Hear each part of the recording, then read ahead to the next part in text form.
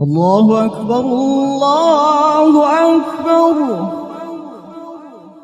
سورۃ القلم، اب یہ جو ہے سورہ ملک یہ منفرد ہے، جیسے سورہ قاف اس مجموعے میں منفرد تھی، باقی وہ 6 صورتیں جوڑوں کی شکل میں تھی۔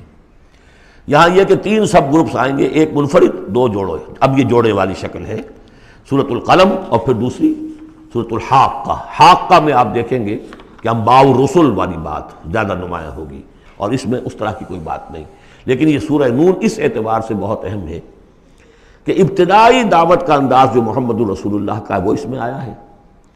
اور ایک خیال یہ بھی رکھیے کہ اس کی پہلی 7 آیات کے بارے میں یہ خیال ہے بہت سے حضرات کا، جن میں میں بھی شامل ہوں، میں ان سے متفق ہوں، کہ یہ دوسری وحی ہے جو حضور پر ہوئی ہے۔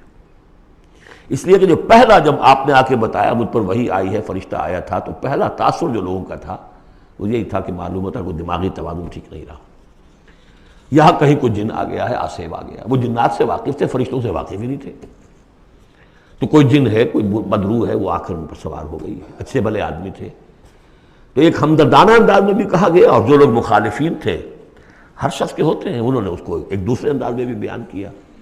اس کا حضور پر فوری طور پر جو ہے، دیکھیے ابتدائی طور پر جب تجربہ ہوتا ہے تو اس کا صدمہ بہت شدید ہوتا ہے۔ یہی جو کل تک میرے قدموں میں اپنی نگاہیں بچھا رہے تھے، آج مجھے دیوانہ کہہ رہے ہیں، یہی لوگ، میں تو ان کی آنکھوں کا تارا تھا۔ تو صدمہ بھی شدید تھا۔ اس صدمے میں یہ آیتیں اتری ہیں حضور کی دلجوئی کے لیے۔ بسم اللہ الرحمن الرحیم، نون والقلم وما یسطرون۔ یہ آخری اور تیسری صورت ہے جو ایک حرف سے شروع ہوئی ہے، نون سے۔ سورہ قاف، سورہ صاد ہم پڑھ چکے ہیں۔ قسم ہے قلم کی اور جو کچھ یہ لکھتے ہیں، یعنی جو بھی انسان کا علمی ذخیرہ آج تک کا ہے وہ اس پر گواہ ہے۔ کس پر؟ ما انت بنعمت ربک بمجنون، کہ اے محمد آپ اپنے رب کے فضل و کرم سے مجنون نہیں۔ بھلا مجنون ایسے ہوتے جنہوں نے کہا جھک ماری، جنہوں نے کہا حماقت کا ثبوت دیا۔ ایسی پاک اور صاف زندگی، ایسی طہارت والی زندگی، پاکیزگی والی زندگی، ایسے بلند اخلاق، ما انت بنعمت ربک بمجنون، آپ ان لوگوں کے کہنے کا آپ اتنا اثر نہ لیجئے، آپ اپنے رب کے فضل و کرم سے کوئی مجنون نہیں ہے۔ وَإِنَّ لَكَ لَأَجْرًا غَيْرَ مَمْنُونٍ، اور یقیناً آپ کے لیے تو وہ اجر ہے کہ جو غیر منقطع ہے، جس کا سلسلہ کبھی ختم ہی نہیں ہوگا۔ وَإِنَّكَ لَعَلَىٰ خُلُقٍ عَظِيمٍ، اور آپ تو ہیں خلق عظیم کے اوپر فائز ہیں۔ معراج انسانیت پر تو حضور پہلے ہی فائز تھے۔ یہ تو معراج نبوت اور رسالت ہے جو اب شروع ہو رہی ہے۔ معراج انسانیت پر تو محمد رسول اللہ اپنے اخلاق، اپنے کردار، اس کے اعتبار سے معراج انسانیت پر تو پہلے سے۔ اِنَّكَ لَعَلَىٰ خُلُقٍ عَظِيمٍ، بڑے اعلیٰ اخلاق اور بڑے اونچے کردار پر آپ ہیں۔ فَسَتُبْصِرُ وَيُبْصِرُونَ، دیکھیے کیسے جیسے کہ کوئی بڑا چھوٹے کو سمجھاتا ہے۔ دیکھیے آپ ایسی فکر نہ کریں، ان قریب آپ بھی دیکھ لیں گے اور یہ بھی دیکھ لیں گے، بالکل کھل جائے گی بات۔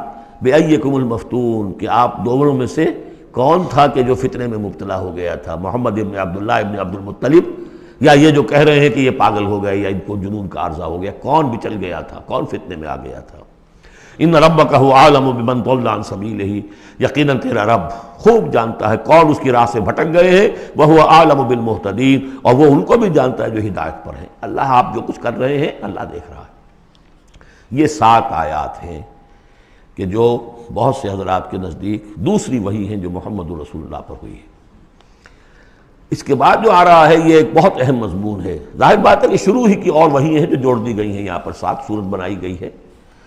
فَلَا تُطِعِ الْمُكَذِّبِينَ وَدُّوا لَوْ تُدْهِنُ فَيُدْهِنُونَ، اے نبی آپ ان جھٹلانے والوں کی باتوں پر دھیان نہ دیجیے گا، ان کے مشوروں کے اوپر توجہ نہ کیجیے گا، ان کی باتوں میں نہ آ جائیے گا۔ یہ تو چاہتے ہیں کہ ذرا سے آپ ڈھیلے پڑے، وہ بھی ڈھیلے پڑ جائیں۔ باطل جو ہے، باطل دوئی پسند ہے، حق لا شریک ہے۔ شرکت میں آنا ہے، حق و باطل نہ کر قبول۔ باطل تو ہمیشہ کمپرومائز کرنا چاہتا ہے حق کے ساتھ، بھائی کچھ میری مان لو، کچھ میں تمہاری مان لیتا ہوں۔ باطل ہمیشہ چاہے گا کمپرومائز کرے گا، شروع میں نگیٹ کرے گا، نفی کرے گا، پھر دیکھے گا یہ تو تکڑے ہیں، جمے ہوئے ہیں، پھر کمپرومائز کرے گا۔ لیکن اے نبی اس دام سے بچیے، اس جال سے بچیے۔ فَلَا تُطِعِ الْمُكَذِّبِينَ وَدُّوا، وہ چاہتے ہیں کہ ذرا آپ ڈھیلے پڑے، لَوْ تُدْهِنُ، مداہنت اسی سے بنا ہے، مداہنت کرنا۔ آپ ذرا مداہنت سے کام لے تو یہ بھی ڈھیلے پڑ جائیں۔ وَلَا تُطِعْ كُلَّ حَلَّافٍ مَّهِينٍ، اب یہ خاص طور پر بعض یوں سمجھیے لوگ تھے، ولید بن مغیرہ بھی، اس کی قبیل کے کچھ اور لوگ بھی تھے، ہم یہ نہیں کہہ سکتے کہ یہ پرٹیکولرلی کس کے بارے میں ہے، زیادہ خیال ولید بن مغیرہ کے بارے میں ہے، اور یہ بڑے سخت الفاظ اب آ رہے ہیں۔ وَلَا تُطِعْ كُلَّ حَلَّافٍ مَّهِينٍ، مت مانیے ان کی بات جو بہت قسمیں کھانے والا ہے لیکن بہت ہی گھٹیا آدمی ہے۔ مہین، جو آدمی گھٹیا ہوتا ہے وہ در حقیقت پھر اپنی بات میں وزن پیدا کرتا ہے، اپنی شخصیت کی کا جو ہلکا پن ہے اس کو کمپنسیٹ کرتا ہے قسمیں کھا کھا کے۔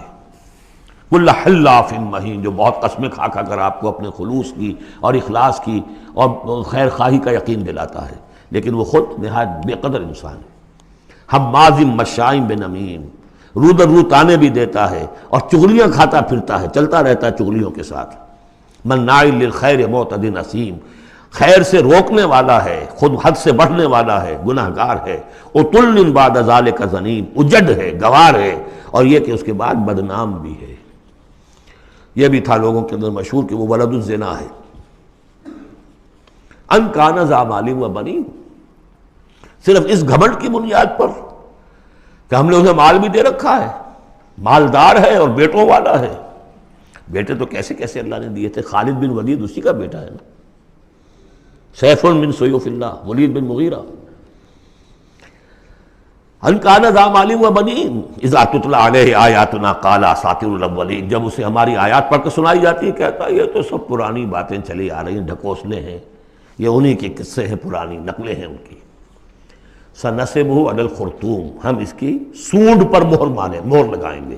ناک کوئی بہت بڑی ہوگی اس کی نمایاں پھکنا سی ہوگی تو وہ سونڈ کا کہا گیا ہے۔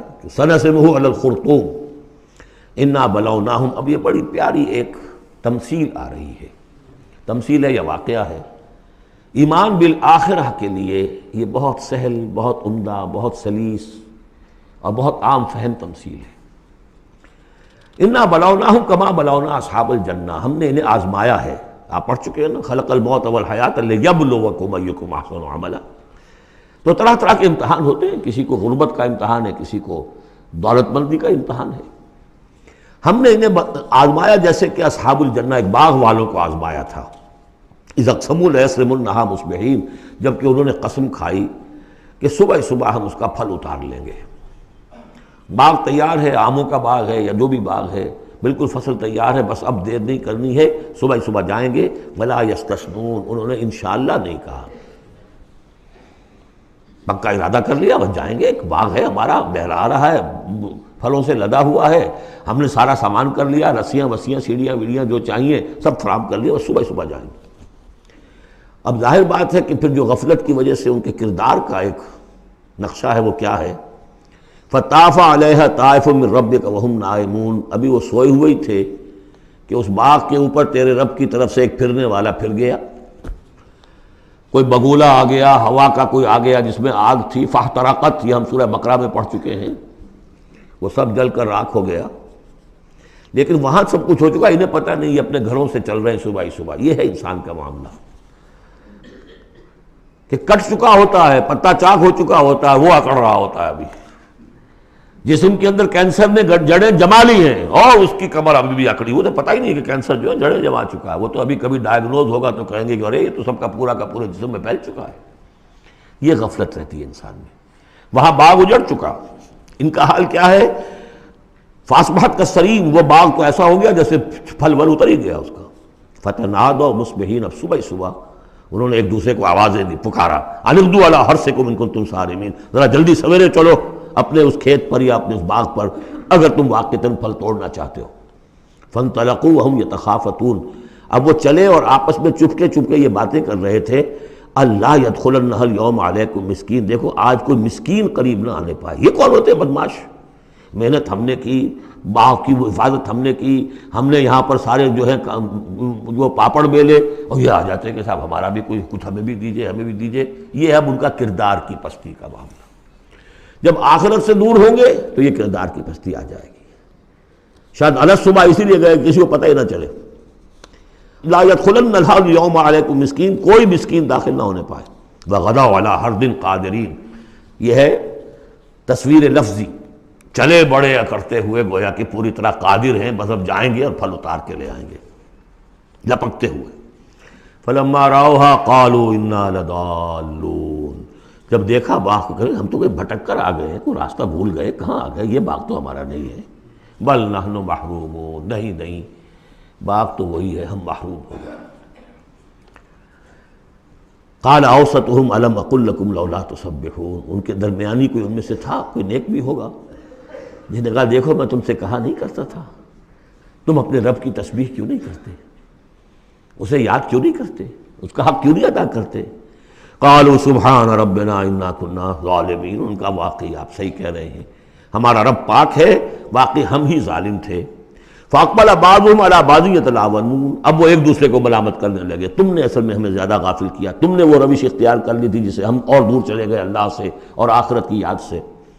قالوا یا ویلنا انا كنا طاغین، آخر کہا ہائے ہماری شامت، ہم تو واقعتاً سب کے سب ہی اپنے حدود سے تجاوز کرنے والے تھے۔ عسى ربنا يبدلنا خيرا منها، امید ہے ہمارا رب اس سے بہتر ہمیں دے دے گا، اگلے سال پھر جو فصل آئے گی ہم باغ کے اوپر محنت کریں گے وہ دے دے گا۔ انا الى ربنا راغبون، اب ہم پورے، اب دیکھیں رغبہ الى ربنا راغبون، ہم راغب ہیں اپنے رب کی طرف، اب ہم توجہ کرتے ہیں، توبہ کرتے ہیں پوری طریقے سے، اب جو سارے حقوق اللہ کو ادا کریں گے۔ عسى ربنا يبدلنا خيرا منها انا الى ربنا راغبون، الہ کے ساتھ رغبت یہ ہے وَمَنْ يَرْغَبُ عَنْ مِلَّةِ إِبْرَاهِيمَ إِلَّا مَنْ صَفِحَ نَفْسَهُ، یہ ہم پہلے پارے میں پڑھائے تھے، لفظ ایک ہے رغبت، الہ کے معنی کچھ اور ہے اور ان کے معنی کچھ اور ہو جائے گا، بالکل برعکس۔ اب جو اصل جملہ آیا ہے یہ ہے جسے ہم جب کہانیاں پڑھتے تھے کہ یہ کہانی ہے، this is the moral lesson of this story. Moral lesson کیا ہے؟ کذالک العذاب ولعذاب الآخرۃ اکبر لو کانوا یعلمون، اس طرح آتا ہے عذاب، اور یہ تو بڑا چھوٹا سا عذاب ہے، دنیا میں محنتیں ضائع ہو گئی ایک سال کی، اگلے سال توقع ہے کہ شاید دوبارہ توبہ کر لو، رجوع کر لو اور اللہ کا بھی حق ادا کرو، اللہ پوری تمہیں فصل دے دے۔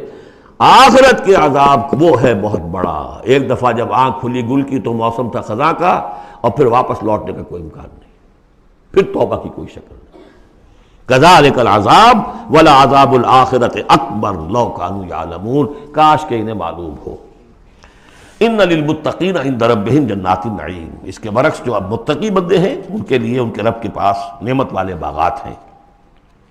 افنجعل المسلمین کالمجرمین، کیا ہم اپنے فرما برداروں کو مجرموں کے برابر کر دیں گے؟ یعنی اگر باعث بادل موت نہیں ہے تو پھر تو مجرم اور مسلم برابر ہو گئے۔ ایک نظم شاید آپ نے بھی پڑھی ہو، ڈیتھ دی لیولر، موت تو آ کر سب کو برابر کر دیتی ہے، چاہے کوئی محل میں رہتا تھا بہت اور وہ بڑے گدیلے نرم مخملی، اور خواہ کوئی چٹائی کے اوپر یا ننگی زمین کے اوپر کہیں سوتا تھا اینٹ اپنے سر کے نیچے رکھ کر، موت کے بعد تو سب کا ایک ہی حشر ہے، ڈیتھ دی لیولر۔ لیکن ڈیتھ دی لیولر اگر اخلاقی لیول پر بھی ہو تو بڑا ظلم ہے۔ افنجعل المسلمین کالمجرمین ما لکم کیف تحکمون، تمہیں کیا ہو گیا ہے، تمہاری مت ماری گئی ہے، کیسا حکم دے رہے ہو، کیسی رائے بنا رہے ہو؟ دنیا میں کوئی حکومت ہوتی ہے جو اپنے باغیوں کو اور وفاداروں کو برابر رکھے؟ افنجعل المسلمین کالمجرمین ما لکم کیف تحکمون ام لکم کتاب فیہ تدرسون، کیا تمہارے پاس کوئی کتاب ہے جس میں تم نے پڑھا ہو کہ کوئی آخرت و آخرت نہیں ہے؟ ان لکم فیہ لما تخیرون، کہ تمہیں آخرت میں وہ سب کچھ مل جائے گا جو تم پسند کرو گے۔ ام لکم ایمان علینا بالغہ، کیا تم نے ہم سے کوئی قسم لے رکھی ہے جو ہمارے اوپر پوری اترنے والی ہو الی یوم القیامہ، قیامت کے دن تک؟ ان لکم لما تحکمون، کہ تمہیں وہ سب کچھ مل جائے گا جو تم چاہو گے۔ سلہم ایہم بذالک زعیم، اے نبی ذرا ان سے پوچھئے کہ کون ہے کہ جو اس کی کا ذمہ لیتا ہو۔ ام لہم شرکاء، کیا ان کے کوئی شریک ہے جو وہاں بچا لیں گے؟ فلیاتوا بشرکائہم ان کانوا صادقین، تو لائیں اپنے شریکوں کے اگر سچے ہیں۔ یوم یکشف عن ساق ویدعون الی السجود، جس دن کے پنڈلی کھولی جائے گی۔ آیات متشابہات، کوئی شان ہے، میدان حشر کا کوئی مرحلہ ہے جس میں اللہ کی کوئی تجلی ہے خاص جو ظاہر کی جائے گی، اور وہ بھی ایک چھلنی ہے لگانے کے لیے۔ جو دنیا میں صاحب ایمان تھے، نمازیں پڑھتے تھے، سجدے کرتے تھے، وہ فوراً اس تجلی کو دیکھتے ہی سجدے میں گر جائیں گے، اور جو دنیا میں اکڑے رہتے تھے ان کی گردنیں اکڑی رہتی تھی، سجدے نہیں کرتے تھے، وہ چاہیں گے سجدہ کرنا کر نہیں سکیں گے، چھلنی لگ جائے گی۔ اب وہ تجلی کون سی اللہ کی؟ یکشف عن ساق، اللہ کی پنڈلی کھولی جائے گی، واللہ عالم۔ وَيُدْعَوْنَ إِلَى السُّجُودِ، اور پکارا جائے گا سجدہ کرو اللہ کو، فَلَا يَسْتَطِيعُونَ، یہ سجدہ نہیں کر سکیں گے۔ خاشعۃ ابصارہم، ان کی نگاہیں زمین میں گڑی رہ جائیں گی۔ ترہقہم ذلہ، ان کے چہروں پر سیاہی پھیل جائے گی۔ وَقَدْ كَانُوا يُدْعَوْنَ إِلَى السُّجُودِ وَهُمْ سَالِمُونَ، ان کو پکارا جاتا تھا سجدہ کرنے کے لیے اللہ کے سامنے، جبکہ یہ ثابت و سالم تھے، صحیح تھے، اس وقت یہ سجدہ نہیں کرتے تھے۔ آج کرنا چاہیں گے تو کرنے نہیں دیا جائے گا۔ فَذَرْنِي، اب یہ انداز دیکھ لی جو میں نے کہا تھا شروع کی صورتوں میں، تو اے نبی چھوڑیے مجھے، وَمَن يُكَذِّبُ بِهَذَا الْحَدِيثِ، جو اس قرآن کا اور جو آپ وہی پیش کر رہے ہیں، جس کی تکذیب کر رہے ہیں، ذرا چھوڑیے مجھے اور ان کو، میں ان سے نبٹ لوں گا۔ ان کے بارے میں آپ زیادہ تشویش میں مبتلا نہ ہوں، ان کی باتوں سے زیادہ اثر نہ لیں، دلگیر نہ ہوں، دل گرفتہ نہ ہوں، رنجیدہ نہ ہوں۔ ذرنی ومن یکذب بہذا الحدیث سنستدرجہم من حیث لا یعلمون، ہم انہیں سہج سہج رفتہ رفتہ لے آئیں گے جہاں سے کہ انہیں گمان بھی نہیں ہوگا۔ یہ کیا استدراج کہلاتا ہے، یہ علماء کی زبان میں، یہ جب چونکہ اصطلاحات جب گفتگو ہوتی ہے۔ مولانا حسین احمد مدنی رحمۃ اللہ علیہ نے قیام پاکستان کے بارے میں یہ الفاظ استعمال کیے تھے، ہو سکتا ہے یہ استدراج ہو۔ استدراج کیا ہوتا ہے کہ کوئی شخص غلط کار ہے، غلط راستے پر جا رہا ہے، اور کوئی اس کو اللہ تعالیٰ اور نواز دیتا ہے، وہ سمجھتا ہے میں تو بڑا کامیاب ہوں، پھر اور اپنی غلطی کے اندر بڑھتا چلا جا رہا ہے، بڑھتا چلا جا رہا ہے، بڑھتا چلا جا رہا ہے، پھر ایک ہی جھٹکا ہوتا ہے اور اللہ کام ختم کرتا ہے۔ استدراج ہے درجہ درجہ، درجہ بدرجہ، اور اس کی رسی ڈھیل دے کر، اور اسے دنیا میں کامیابیاں دے کر، تاکہ اور خوب سے باطن پورا ظاہر ہو جائے، اور وہ شدید سے شدید تر عذاب کا مستحق بن جائے، وہ استدراج ہے۔ ہم انہیں درجہ بدرجہ استدراج اس کے ذریعے سے لے آئیں گے، من حیث لا یعلمون، جس کا انہیں اندازہ بھی نہیں ہوگا۔ وَأُمْلِي لَهُمْ، اور میں ان کو ڈھیل دوں گا، مہلت دوں گا۔ ان قیدی متین، میری تجویز، میری چال بہت مضبوط ہے۔ جیسے میں نے بارہا مثال دی ہے کہ اگر مچھلی کے حلق میں کانٹا پھنس گیا تو اب وہ شکاری ڈھیل دے رہا ہے، جائے گی کہاں؟ کانٹا تو لگا ہوا ہے۔ اسی طریقے سے املی لہم ان قیدی متین، اس کو میں چونکہ کہہ بیٹھا ہوں اس وقت میں زیادہ بیان کر دوں آپ سے کہ اصل میں 1946 میں مولانا مدنی رحمۃ اللہ علیہ چونکہ رمضان مبارک ہمیشہ کرتے تھے سلہٹ میں، سن 46 کے رمضان میں انہوں نے کہہ دیا تھا کہ ملأ اعلیٰ میں پاکستان کے قیام کا فیصلہ ہو چکا ہے، اس لیے کہ وہ ہم لیلۃ القدر کے اندر فیہا یفرق کل امر حکیم، تمام معاملات طے ہو جاتے ہیں، ایک سال پہلے طے ہو چکا ہے، اگلی سال کے لیلۃ القدر میں پاکستان قائم ہو گیا۔ لیکن ظاہر بات ہے کہ مولانا مدنی قیام پاکستان کے مخالف تھے، تو اب ان کے کچھ عقیدت مندوں نے کہا کہ اگر یہ بات ملأ اعلیٰ کا یہ فیصلہ اگر آپ پر منکشف ہو گیا ہے، کشف ہو گیا ہے آپ کو، تو ہم کیا کر رہے ہیں، ہم پھر مخالفت کیوں کر رہے ہیں؟ تو انہوں نے جواب میں یہ کہا تھا کہ یہ معاملہ ہے تکوینی، اللہ نے جو فیصلہ کیا ہے کیوں کیا ہے یہ ہم نہیں جانتے، ہمیں دیکھنا ہے دنیا میں اپنے معاملات کو اپنی عقل سے کام لے کر، ان السمع والبصر والفؤاد کل اولئک کان عنہ مسئولا، ہمیں یہ دیکھنا ہے کہ مسلمانان ہند کے لیے کون سی تجویز بہتر ہے، صحیح تر ہے، اور ہمیں اس پر عمل کرنا ہے۔ تکوینی معاملہ ہے، ہو سکتا استدراج ہو کہ مسلمانوں میں سے کچھ لوگوں نے جو غلط روش اختیار کی ہے اللہ اور ڈھیل دے کر ان کے لیے کوئی بڑا عذاب لانے والا ہو، اور واقعہ یہ ہے کہ ایک بڑا عذاب ہم پر سن 71 میں آ گیا تھا، لیکن کچھ پتہ نہیں دوسرا عذاب اب سر پر آیا کھڑا ہو، لیکن اس کا سبب میرے نزدیک قیام پاکستان نہیں ہے، بلکہ اس کے بعد کا جو ہم نے طرز عمل اختیار کیا وہ ہے۔ تو یہ استدراج کے حوالے سے میں نے یہ وضاحت کر دی۔ ام تسألہم اجرا فہم من مغرم مثقلون، یہ سورہ طور میں یہ آیتیں جو کہ تو آ چکی ہیں، اے نبی کیا آپ ان سے کوئی اجرت طلب کی ہے؟ آپ نے بل تو نہیں بہت بڑا دے دیا ان کو کہ میں نے اتنی تمہیں جو تبلیغ کی ہے تو یہ میرا بل ہے؟ ام تسألہم اجرا فہم من مغرم مثقلون، کہ اس کے تاوان تلے دبے جا رہے ہیں یہ۔ ام عندہم الغیب فہم یکتبون، یا ان کے پاس غیب کا علم ہے جسے یہ لکھ رہے ہوں۔ فاصبر لحکم ربک، اے نبی صبر کیجئے، اور یہاں صبر کے بعد لام ہے، لحکم ربک، انتظار کیجئے اپنے رب کے حکم کا۔ اور یہاں نوٹ کر لیجئے آگے آ رہا ہے حضرت یونس علیہ السلام کا معاملہ. ان سے بس یہی خطا ہوئی تھی کہ اپنی قوم کے کفر اور مخالفت اور عناد سے غصے میں بھر کر، حمیت حق کا غصہ تھا، غیرت حق کا غصہ تھا. اللہ سے کوئی غصہ نہیں تھا معاذ اللہ. یہ کچھ مترجمین ادھر چلے گئے اللہ سے ناراض ہو کر، ذہب مغاضبا معاذ اللہ معاذ اللہ معاذ اللہ.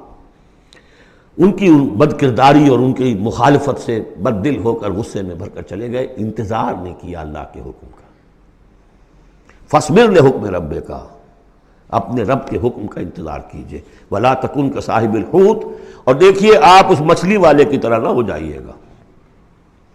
اذ نادا وہو مکظوم، جبکہ اس نے پکارا جبکہ وہ اپنے غم کو اپنے اندر ہی اندر پی رہا تھا، صدمے کو. اور جبکہ وہ اس مچھلی کے پیٹ میں لا الہ الا انت سبحانک انی کنت من الظالمین، میں نے ظلم کیا، میں زیادتی پر ہوں. لولا ان تدارکہ نعمت من ربہ لنبذ بالعراء وہو مذموم، اگر اس کا ہاتھ نہ پکڑ لیا ہوتا، نہ سنبھال لیا ہوتا اسے اس کے رب کے ایک انعام اور احسان نے، تو وہ تو پھینک ہی دیا گیا تھا چٹیل زمین پر مذمت زدہ. اس کو میں چاہتا تھا کہ آپ کو بتا دوں کہ اصل میں یہ علاقہ جو ہے بال بک کا علاقہ، اور وہ اس سے اوپر جو یہ عراق اور جو شمالی علاقہ ہے وہاں کہیں نینوا کا شہر ہے، وہاں یہ تھے. اور آج کل جو دجلہ و فرات کا معاملہ ہے وہ تو چھوٹی ندیاں رہ گئی ہیں، اس وقت ہو سکتا ہے کہ وہ بہت بڑے دریا ہوں. اور وہاں سے وہ کشتی میں سوار ہو کر کہیں جا رہے تھے کہ کسی ویل مچھلی نے انہیں نگل لیا. اور یہ دریا گرتے ہیں اسی جو یہ گلف، پرشین گلف ہے یا گلف عربک گلف ہے، جو بھی آپ کہیں اسے الخلیج العربی یا پرشین گلف، اور وہاں سے ہو کر یہ مکران کے ساحل کے قریب تک وہ مچھلی لے آئی ہے. اور یہاں اس نے الٹ دیا اللہ کے حکم سے.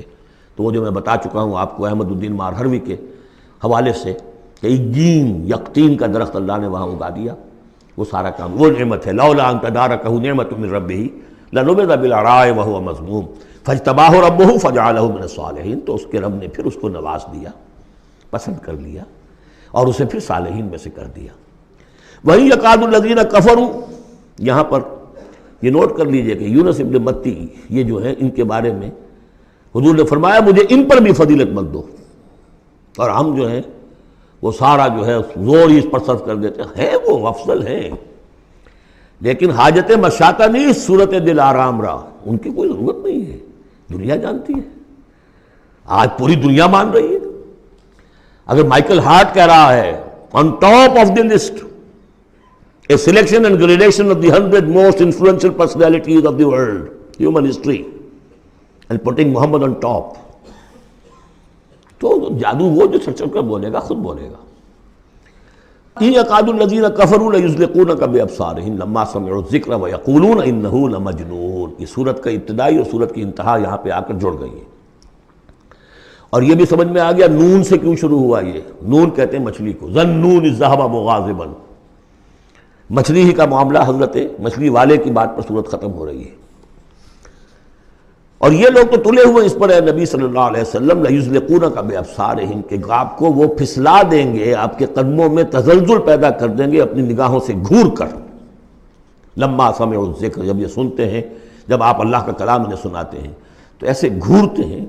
اور یہ بھی آتا ہے کہ اس کے لیے باقاعدہ انہوں نے یہ عاملین جو ہوتے ہیں جو اپنی وہ جو قوت ارادی کو مجتمع کر لیتے ہیں اپنی آنکھوں میں، بس کرتے ہیں، اس کی ایکسرسائزز ہیں کہ پھر وہ کسی کو دیکھتے ہیں تو وہ آنکھوں کی تاب نہیں لا سکتا، ان کے کوئی شخص آنکھیں چار نہیں کر سکتا ان سے. تو ان کو بھی بلا کر جو ہے باقاعدہ حضور کے اوپر ان کی یہ جو ہے وہ کوشش کی گئی کہ اسی کے ذریعے سے حضور، اصل بات تو یہ تھی کہ حضور کی جو قوت ارادی ہے اسے کسی طرح کل کر دیا جائے کہ وہ چھوڑ بیٹھے اس کام کو. بس اس کے لیے سارے حربے انہوں نے آزمائے. وَإِن يَكَادُ الَّذِينَ كَفَرُوا لَيُزْلِقُونَكَ بِأَبْصَارِهِمْ لَمَّا سَمِعُوا الذِّكْرَ وَيَقُولُونَ إِنَّهُ لَمَجْنُونٌ وَمَا هُوَ إِلَّا ذِكْرٌ لِّلْعَالَمِينَ. اور نہیں ہے وہ، ہوا قرآن کے لیے بھی اور حضور کے لیے بھی یہ تو ایک نصیحت ہے، یاد دہانی ہے. حضور اپنی ذات میں بھی تو یاد دہانی ہے، اپنی ذات میں قرآن مجسم ہے. جیسے کہ ام المومنین حضرت عائشہ صدیقہ رضی اللہ تعالیٰ عنہ نے فرمایا کان خلق القرآن. حي على الفلاح.